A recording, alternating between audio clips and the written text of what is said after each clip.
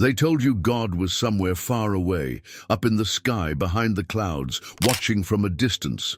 But what if that was the biggest lie ever told? What if the truth is this? You are God, but you've been hypnotized by your own mind. Yeah, I know.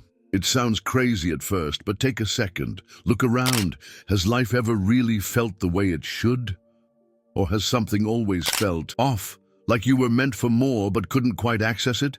Here's the uncomfortable truth. Most people live trapped in a mental cage, believing they're small, broken, or just trying to survive.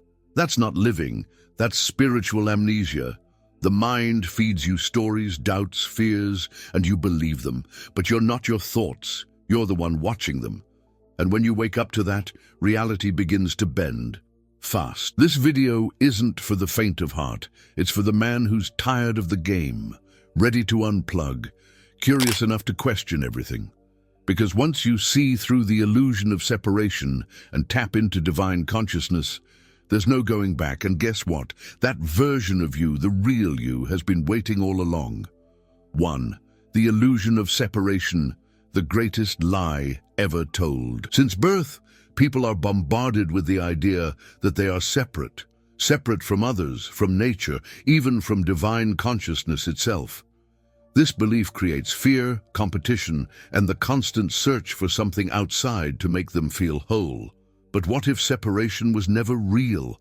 What if the idea of me versus the world was just an illusion of the mind? The moment someone starts questioning this lie, cracks begin to form in the illusion, and the truth starts seeping through. Imagine a wave in the ocean believing it's independent from the sea. It fights to maintain its identity, fearing the moment it will crash and disappear. But the wave was never separate. It was always the ocean in motion. Humans live the same way, believing they are isolated beings instead of extensions of the infinite. When they stop seeing themselves as waves and recognize their true nature as the ocean, fear fades and spiritual awakening begins. This illusion of separation affects every part of life. It's the reason relationships become battlegrounds, why success feels like a lonely pursuit, and why people constantly chase things outside themselves for fulfillment. They live as if wholeness is something to be earned, not something they already are. But the truth is, nobody ever lost their connection to the divine. They just got distracted by the noise of the mind, mistaking the voice in their head for reality. Breaking this illusion isn't about adding something new, it's about stripping away what was never real. It starts with awareness, questioning every belief that reinforces separation. What if there was no me and other, but only one consciousness playing different roles? What if every interaction, every moment, was just life meeting itself in different forms? The deeper this understanding sinks in, the more the illusion crumbles, revealing a truth that was always there. 2. The mind's prison. How your thoughts create a false reality. The mind loves control. It creates stories, labels, and assumptions about everything, and then convinces you they're true. Most people don't live in the real world. They live in a mental movie written by past pain and future fears.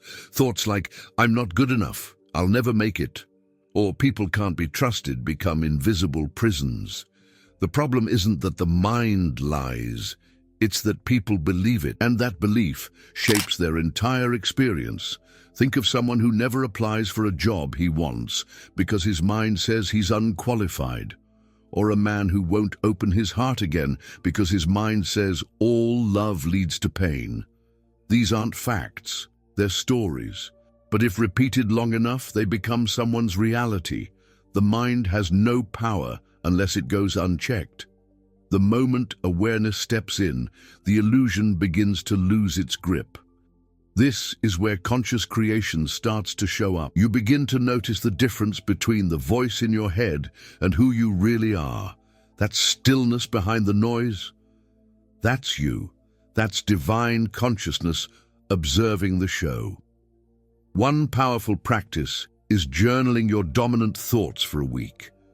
You'll be shocked at how many of them aren't even yours. They're borrowed from society, family, fear. Once you see the script, you can rewrite it. You don't escape the mind by fighting it. You outgrow it. Meditation, walks in nature, breathwork, even silence in the morning before your phone, these simple acts start to loosen the chains. You realize you're not your thoughts. You're the awareness, watching them come and go. And from that space of clarity, a new path begins to open, one where you're no longer trapped by false limits, but guided by truth. 3. Escaping victim consciousness. Taking back your divine power. Victim consciousness is sneaky. It shows up in the little complaints, the blame games, the why me moments that seem harmless but keep people stuck. When a man believes the world is out to get him, he hands his power away without realizing it. Life becomes something he endures, not something he creates. But when he wakes up to the truth that he's not a victim but a conscious creator, everything starts to shift. Let's take a real-world example. Imagine two guys lose their jobs. One blames the economy, his boss, or bad luck. The other asks, what part of me created this and how can I grow from it? That second guy, whether he knows it or not, is practicing conscious creation. He's remembering his divine power. He's not begging for life to change. He's deciding how to respond in a way that aligns with who he really is. Taking back your power doesn't mean becoming arrogant or controlling. It means owning your reality, even the parts you didn't like. It's about saying, if I created this, I can create something new. Start small. Instead of saying, I have to go to work, say, I choose to go to work. That little shift rewires your mindset from victim to creator. And over time, those tiny shifts compound into massive transformation. Divine consciousness can't flow through someone who's convinced they're powerless. It's like trying to drive with the brakes on. Once a man sees that every setback was just a setup for him to wake up, the victim story starts to fall apart. And in its place, something stronger begins to rise. A version of himself that doesn't wait for life to happen, but decides exactly how it's going to unfold. 4. The present moment, the doorway to your divine nature. The present moment isn't just a cute spiritual idea. It's the only place real life actually happens, but the mind hates it. It's either dragging you back into past regrets or pushing you into future worries. And guess what? Neither of those places exist. That's how the illusion of separation stays alive, by keeping you anywhere but now. Because the now is where divine consciousness lives, breathes, and creates. Take a simple example, drinking coffee. Most people scroll their phones, think about work, or stress about bills while sipping. But if they just paused, felt the warmth of the cup, tasted the flavor, and truly experienced that moment, they'd touch something sacred. That's the power of presence. You don't need to be in a temple to feel divinity. You just need to be here, fully. Silencing the mind doesn't mean eliminating all thoughts. It means not letting them own you. You can still plan, remember, dream, but you do it from awareness, not autopilot. Try setting presence alarms during the day, 3 reminders to stop, breathe, and feel the moment. Over time, this rewires your nervous system to operate from awareness, not anxiety. And it's in that awareness that spiritual awakening begins to deepen. The present moment is your portal out of the illusion. You stop chasing what you think you need and start feeling what you already are. Stillness becomes a teacher. Silence becomes a friend. And in the simplicity of now, the ego starts to panic because it knows what's coming. And what's coming, well, let's just say it's about to lose its favorite mask. 5. Breaking the ego spell. You were never small. The ego isn't evil, it's just scared. It was built to protect you, to help you fit in, to give you an identity, but somewhere along the way, it started whispering lies. You're not enough. You need to prove yourself. You're separate from everyone else. And people believed it. They mistook that voice for truth. But that voice isn't you. It's just noise trying to keep you from remembering your real identity. Let's be real. How many times have you compared yourself to someone online and felt like crap afterward? That's the ego feeding off illusion. It says, you're behind, you're too late, you're not doing enough. But divine consciousness doesn't measure worth like that. It doesn't care about followers, job titles, or abs. It sees you as complete right now, exactly as you are. The problem is, you forgot to see yourself the same way. One simple way to weaken the ego's grip is to practice what I call identity detox. Every day, question one label you believe about yourself. I'm shy. I'm a failure. I'm not creative. Are you sure? Or did someone just plant that idea years ago and you kept watering it? As you strip those false labels away, you don't become less, you become more. You uncover the truth that was always hiding underneath. The ego survives through separation. It needs you to believe you're just a body, just a job, just a role. But once you realize your divine consciousness itself, the game changes. You're not a player in the simulation, you're the one writing the code. And when that truth starts to click, life gets a lot more interesting, especially when you realize you've been creating it all along. 6. The art of conscious creation. You are the master of your reality. Here's the deal. Conscious creation isn't wishful thinking or blind optimism. It's physics, it's energy. It's understanding that your inner world is constantly projecting itself onto your outer world. Think crap thoughts, feel like a victim, believe you're limited. Boom, life mirrors that right back at you. But shift your beliefs, raise your frequency, align with divine consciousness. Suddenly, reality starts dancing to your rhythm. Let's take money, for example. Most people say, I want more money, while constantly feeling lack. That vibration of lack is what keeps them stuck. But someone who understands conscious creation doesn't beg, they embody. They act, speak, and feel like abundance is already here. Want to apply this? Start with your language. Replace I hope with I decide. Replace I wish with I am. Small shift, big impact.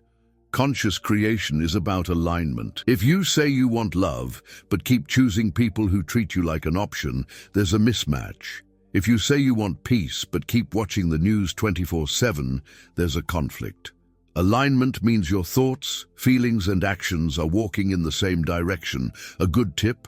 Before bed, visualize your ideal day and actually feel it, like it's real. That feeling is fuel. When you stop waiting and start creating, something wild happens. Life starts responding. Opportunities appear. People show up. Synchronicities unfold. You're not forcing the universe. You're finally syncing with it. And the moment you see that your outer world bends to match your inner state, you'll never again settle for unconscious living. Because once you're awake, you can't unsee the truth. 7. The awakening. Remembering who you've always been. Spiritual awakening isn't about becoming some new, improved version of yourself. It's about remembering. It's that quiet moment when you realize the search was never out there, not in the books, the teachers, or the retreats. It was always pointing you back to you, to divine consciousness, to the awareness behind the eyes reading these words right now. The one that's always been watching, quietly, patiently, waiting for you to remember. Let me paint you a picture. You've been running through a maze looking for the exit, only to realize the walls were made of mirrors. That's the mind, tricking you into thinking there's something to chase. But when you pause, take a breath and really look, you see it was never about finding something. It was about waking up to what was already there. You were the light in the maze the whole time. There's a shift that happens when you stop identifying with the character you've been playing. You're not the stressed-out dad, the overworked manager, or the guy trying to fix everything. You're not even the body. You're the awareness behind all of it. That's the real identity. And the moment you anchor into that awareness, the illusion of separation starts to dissolve. That's when the magic kicks in. Awakening doesn't make life easier, it makes it real. You stop pretending, you stop performing, you start living from truth instead of fear. And yeah, it can shake your world a bit, but it also frees you. Frees you from being a puppet of your past. Frees you to step fully into the creator you were always meant to be. And from here, things begin to get really interesting. If you want to elevate your vibrations and manifest with more ease, I have prepared something special for you. Click the link in the first pinned comment and join us in the journey of awakening your inner mage.